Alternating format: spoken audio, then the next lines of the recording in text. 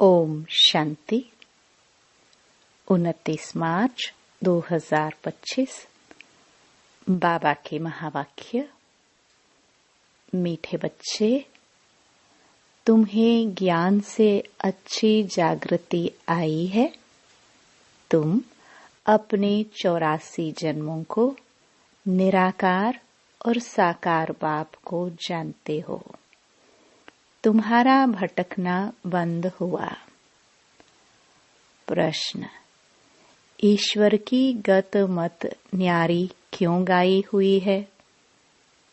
उत्तर, पहला, क्योंकि वह ऐसी मत देते हैं जिससे तुम ब्राह्मण सबसे न्यारे बन जाते हो।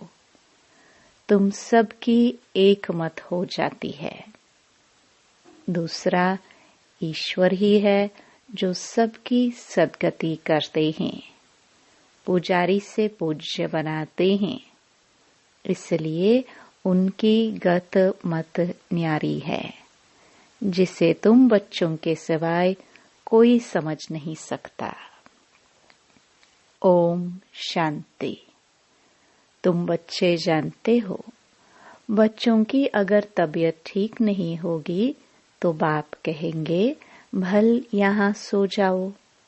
इसमें कोई हर्जा नहीं, क्योंकि सिखिलदे बच्चे हैं, अर्थात 5000 वर्ष बाद फिर से आकर मिले हैं। किसको मिले हैं? बेहद के बाप को। यह भी तुम बच्चे जानते हो, जिनको निश्चय है बरोबर हम बेहद के बाप से मिले हैं, क्योंकि बाप होता ही है एक हद का और दूसरा बेहद का। दुख में सब बेहद के बाप को याद करते हैं। सतयुग में एक ही लौकिक बाप को याद करते हैं, क्योंकि वहाँ है ही सुखधाम। लौकिक बाप उसको कहा जाता है जो इस लोक में जन्म देता है। पारलौकिक बाप तो एक ही बार आकर तुमको अपना बनाते हैं। तुम रहने वाले भी बाप के साथ अमरलोक में हो, जिसको परलोक परम धाम कहा जाता है। वह है परे ते परे धाम। स्वर्ग को परे ते परे नहीं कहेंगे। स्वर्ग नरक यहाँ ही होता है। नई दुनिया को स्वर्ग, पुरानी दुनिया को नरक कहा जाता है। अभी है पतित दुनिया, पुकारते भी हैं, हे पतित पावन आवो। सतयुग में ऐसे नहीं कहेंगे। जब से रावण राज्य होता है तब पतित बनते हैं। उनको कहेंगे 5 विकारों का राज्य। सतयुग में है ही निर्विकारी राज्य। भारत की कितनी जबरदस्त महिमा है, परंतु विकारी होने के कारण भारत की महिमा को जानते नहीं। भारत संपूर्ण निर्विकारी था जब यह लक्ष्मी नारायण राज्य करते थे। अभी वह राज्य नहीं है। वह राज्य कहाँ गया, यह पत्थर बुद्धियों को मालूम नहीं। और सभी अपने अपने धर्म स्थापक को जानते हैं। एक ही भारतवासी हैं जो न अपने धर्म को जानते न धर्म स्थापक को जानते हैं। और धर्म वाले अपने धर्म को तो जानते हैं, परंतु वह फिर कब स्थापन करने आएंगे यह नहीं जानते। सिख लोगों को भी यह पता नहीं है कि हमारा सिख धर्म पहले था नहीं। गुरु नानक ने आकर स्थापन किया तो जरूर फिर सुखधाम में नहीं रहेगा। तब ही गुरु नानक आकर फिर स्थापन करेंगे, क्योंकि वर्ल्ड की हिस्ट्री ज्योग्राफी रिपीट होती है ना। क्रिश्चियन धर्म भी नहीं था, फिर स्थापन हुई। पहले नई दुनिया थी, एक धर्म था, सिर्फ तुम भारतवासी ही थे।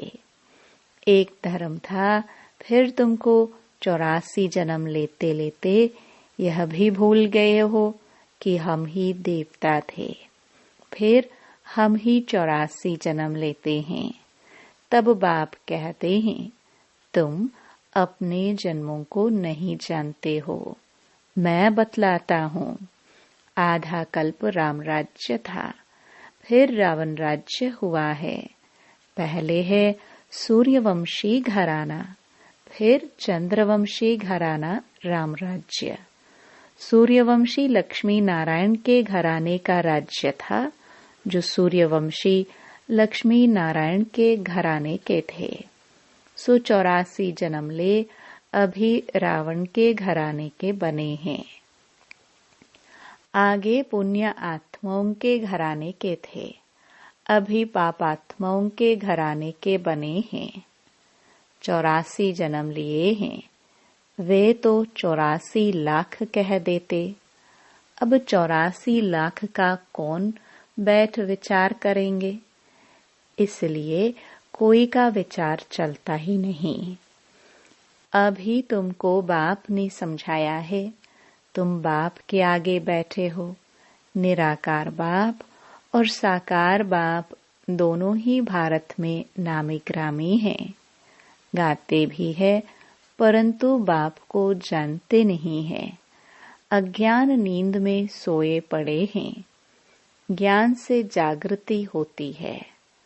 रोशनी में मनुष्य कभी धक्का नहीं खाते, अंधियारे में धक्के खाते रहते। भारतवासी पूज्य थे, अब पुजारी हैं। लक्ष्मी नारायण पूज्य थे ना, यह किसकी पूजा करेंगे? अपना चित्र बनाए अपनी पूजा तो नहीं करेंगे, यह हो नहीं सकता। तुम बच्चे जानते हो हम ही पूज्य, सो फिर कैसे पुजारी बनते हैं? यह बातें और कोई समझ नहीं सकते। बाप ही समझाते हैं, इसलिए कहते भी हैं ईश्वर की गत मत न्यारी है। अभी तुम बच्चे जानते हो, बाबा ने हमारी सारी दुनिया से गत मत न्यारी कर दी है। सारी दुनिया में अनेक मत मतांतर हैं। यहाँ तुम ब्राह्मणों की है एक मत, ईश्वर की मत और गत। गत अर्थात सदगति। सदगति दाता एक ही बाप है। गाते भी हैं सर्व का सदगति दाता राम, परंतु समझते नहीं कि राम किसको कहा जाता है। कहेंगे जिधर देखो राम ही राम रहता है। इसको कहा जाता है अज्ञान अंधियारा। अंधियारे में है दुख, सोझरे में है सुख। अंधियारे में ही पुकारते हैं ना। बंदगी करना माना बाप को बुलाना, भीख मांगते हैं ना। देवताओं के मंदिर में जाकर भीख मांगना हुआ ना। सतयुग में भीख मांगने की दरकार नहीं। भिखारी को इंसॉल्वेंट कहा जाता है। सतयुग में तुम कितने सॉल्वेंट थे, उसको कहा जाता है सॉल्वेंट। भारत अभी इंसॉल्वेंट है, यह भी कोई समझते नहीं। कल्प की आयु उल्टी सुल्टी लिख देने से मनुष्यों का माथा ही फिर गया है। बाप बहुत प्यार से बैठ समझाते हैं। कल्प पहले भी बच्चों को समझाया था। मुझ पतित पावन बाप को याद करो तो तुम पावन बन जाएंगे। पतित कैसे बने हो? विकारों की खाद पड़ी है। सब मनुष्य जंक खाए हुए हैं। अब वह जंक कैसे निकले? मुझे याद करो। देह अभिमान छोड़ देही अभिमानी बनो। अपने को आत्मा समझो। पहले तुम ही आत्मा, फिर शरीर लेते हो। आत्मा तो अमर है, शरीर मृत्यु को पाता है। सतयुग को कहा जाता है अमर लोक, कलयुग को कहा जाता है मृत्यु लोक। दुनिया में यह कोई भी नहीं जानते कि अमर लोक था, फिर मृत्यु लोक कैसे बना। अमर लोक अर्थात अकाले मृत्यु नहीं होती, वहां आयु भी बड़ी रहती है। वह है ही पवित्र दुनिया। तुम राज ऋषि हो। ऋषि पवित्र को कहा जाता है। तुमको पवित्र किसने बनाया? उनको बनाते हैं शंकराचार्य, तुमको बना रहे हैं शिवाचार्य। यह कोई पढ़ा हुआ नहीं है। इन द्वारा तुमको शिव बाबा आकर पढ़ाते हैं। शंकराचार्य ने तो गर्भ से जन्म लिया, कोई ऊपर से अवतरित नहीं हुआ। बाप तो इनमें प्रवेश करते हैं, आते हैं, जाते हैं, मालिक है, जिसमें चाहे उनमें जा सकते हैं। बाबा ने समझाया है, कोई का कल्याण करने अर्थ मैं प्रवेश कर लेता हूँ। आता तो पतित तन में ही हूँ ना, बहुतों का कल्याण करता हूँ। बच्चों को समझाया है, माया भी कम नहीं है। कभी कभी ध्यान में माया प्रवेश कर उल्टा सुल्टा बुलवाती रहती है, इसलिए बच्चों को बहुत संभाल करनी है।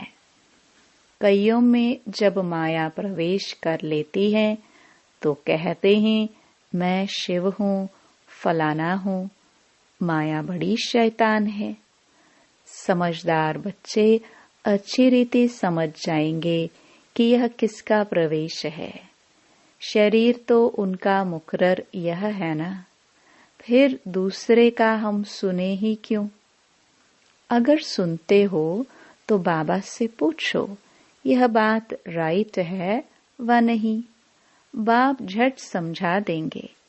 कई ब्राह्मणियां भी इन बातों को समझ नहीं सकती कि यह क्या है। कोई में तो ऐसी प्रवेशता होती है जो चमाट भी मार देते, गालियां भी देने लग पड़ते। अब बाप थोड़े गाली देंगे। इन बातों को भी कई बच्चे समझ नहीं सकते। फर्स्ट क्लास बच्चे भी कहाँ कहाँ भूल जाते हैं। सब बातें पूछनी चाहिए, क्योंकि बहुतों में माया प्रवेश कर लेती है। फिर ध्यान में जाकर क्या क्या बोलते रहते हैं, इसमें भी बड़ी संभालना चाहिए। बाप को पूरा समाचार देना चाहिए। फलाने में मम्मा आती है, फलाने में बाबा आते हैं। इन सब बातों को छोड़ बाप का एक ही फरमान है कि मामेकम याद करो। बाप को और सृष्टि चक्र को याद करो। रचयिता और रचना का सिमरण करने वाले की शक्ल सदैव हर्षित रहेगी।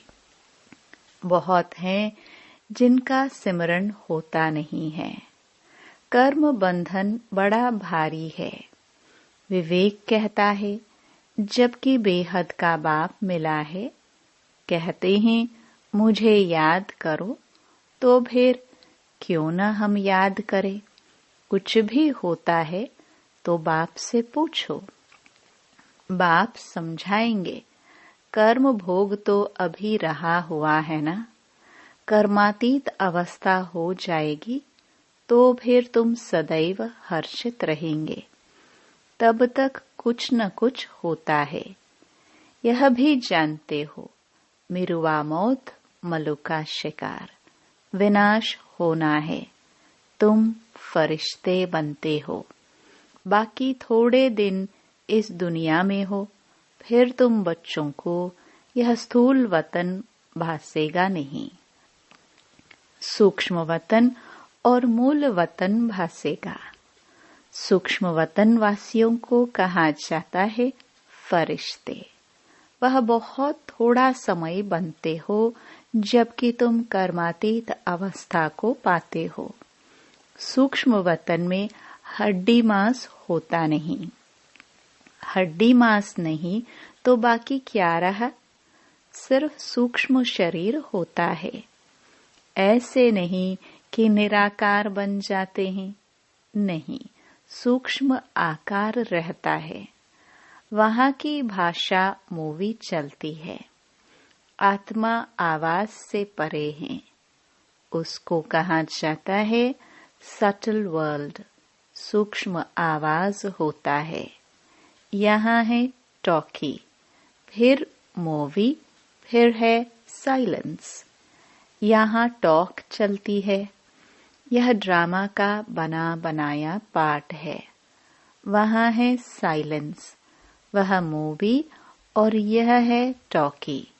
इन तीन लोगों को भी याद करने वाले कोई विरले होंगे।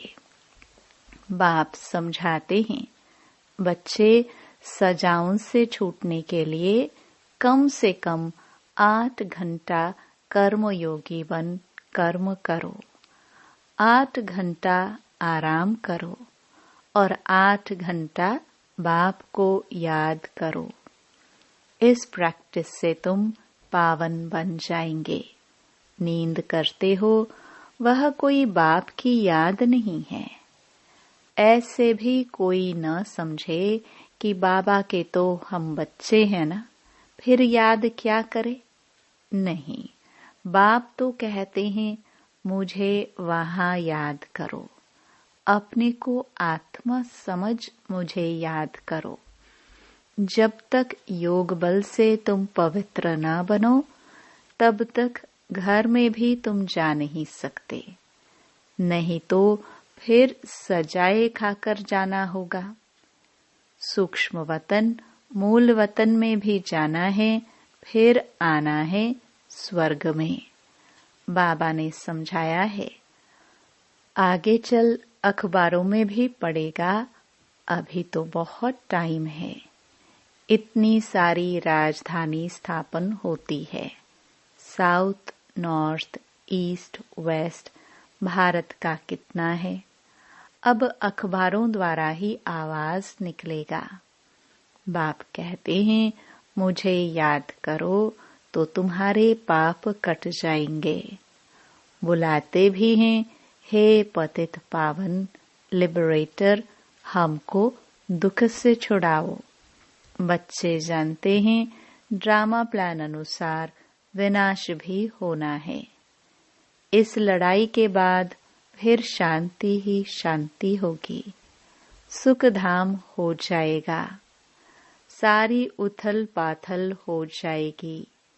सतयुग में होता ही है एक धर्म, कलयुग में है अनेक धर्म। यह तो कोई भी समझ सकते हैं। सबसे पहले आदि सनातन देवी देवता धर्म था। जब सूर्यवंशी थे तो चंद्रवंशी नहीं थे, फिर चंद्रवंशी होते हैं। पीछे यह देवी देवता धर्म प्राय लोप हो जाता है। पीछे फिर और धर्म वाले आते हैं।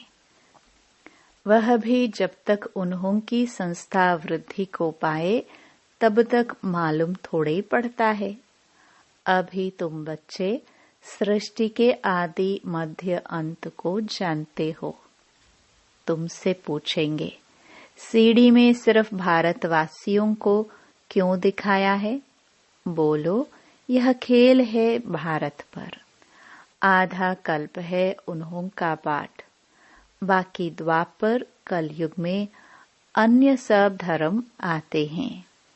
गोले में यह सारी नॉलेज है। गोला तो बड़ा फर्स्ट क्लास है। सतयुग त्रेता में है श्रेष्ठाचारी दुनिया। द्वापर कलयुग है भ्रष्टाचारी दुनिया। अभी तुम संगम पर हो। यह ज्ञान की बातें हैं। यह 4 युगों का चक्र कैसे फिरता है, यह किसको पता नहीं है। सतयुग में इन लक्ष्मी नारायण का राज्य होता है। इन्हों को भी यह थोड़े ही पता रहता कि सतयुग के बाद फिर त्रेता होना है, त्रेता के बाद फिर द्वापर कलयुग आना है। यहाँ भी मनुष्यों को बिल्कुल पता नहीं। भल कहते हैं, परंतु कैसे चक्कर फिरता है यह कोई नहीं जानते। इसलिए बाबा ने समझाया है, सारा गीता पर जोर रखो। सच्ची गीता सुनने से स्वर्गवासी बनते हैं। यहाँ शिव बाबा खुद सुनाते हैं, वहाँ मनुष्य पढ़ते हैं। गीता भी सबसे पहले तुम पढ़ते हो। भक्ति में भी पहले पहले तो तुम जाते हो ना। शिव के पुजारी पहले तुम बनते हो। तुमको पहले पहले पूजा करनी होती है अव्यभिचारी एक शिव बाबा की। सोमनाथ मंदिर और किसकी ताकत थोड़ी है बनाने की। बोर्ड पर कितने प्रकार की बातें लिख सकते हैं। यह भी लिख सकते हैं, भारतवासी सच्ची गीता सुनने से सचखंड के मालिक बनते हैं। अभी तुम बच्चे जानते हो, हम सच्ची गीता सुनकर स्वर्गवासी बन रहे हैं। जिस समय तुम समझाते हो तो कहते हैं, हाँ बरोबर ठीक है, बाहर गए खलास, वहां की वहां रही। अच्छा, मीठे मीठे सिखिलदे बच्चों प्रति मात पिता बाप दादा का याद प्यार और गुड मॉर्निंग। रूहानी बाप की रूहानी बच्चों को नमस्ते। धारणा के लिए मुख्य सार। पहला, रचयिता और रचना का ज्ञान सिमरण कर सदा हर्षित रहना है। याद की यात्रा से अपने पुराने सब कर्म बंधन काट कर्मातीत अवस्था बनानी है। दूसरा, ध्यान दीदार में माया की बहुत प्रवेशता होती है, इसलिए संभाल करनी है। बाप को समाचार दे राय लेनी है, कोई भी भूल नहीं करनी है। वरदान, अपनी शुभ भावना द्वारा निर्बल आत्माओं में बल भरने वाले सदा शक्ति स्वरूप भव। सेवाधारी बच्चों की विशेष सेवा है स्वयं शक्ति स्वरूप रहना और सर्व को शक्ति स्वरूप बनाना, अर्थात निर्बल आत्माओं में बल भरना। इसके लिए सदा शुभ भावना और श्रेष्ठ कामना स्वरूप बनो। शुभ भावना का अर्थ यह नहीं कि किसी में भावना रखते रखते उसके भाववान हो जाओ। यह गलती नहीं करना। शुभ भावना भी बेहद की हो। एक के प्रति विशेष भावना भी नुकसानकारक है, इसलिए बेहद में स्थिति हो। निर्बल आत्माओं को अपनी प्राप्त हुई शक्तियों के आधार से शक्ति स्वरूप बनाओ। स्लोगन। अलंकार ब्राह्मण जीवन का श्रृंगार है, इसलिए अलंकारी बनो, देह अहंकारी नहीं। अव्यक्त इशारे। सत्यता और सभ्यता रूपी कल्चर को अपनाओ। कई बच्चे कहते हैं, वैसे क्रोध नहीं आता है, लेकिन कोई झूठ बोलता है तो क्रोध आ जाता है। उसने झूठ बोला, आपने क्रोध से बोला, तो दोनों में राइट कौन? कई चतुराई से कहते हैं कि हम क्रोध नहीं करते हैं, हमारा आवाज ही बड़ा है, आवाज ही ऐसा तेज है। लेकिन जब साइंस के साधनों से आवाज को कम और ज्यादा कर सकते हैं, तो क्या साइलेंस की पावर से अपने आवाज की गति को धीमी व तेजी नहीं कर सकते हो? अच्छा, ओम शांति।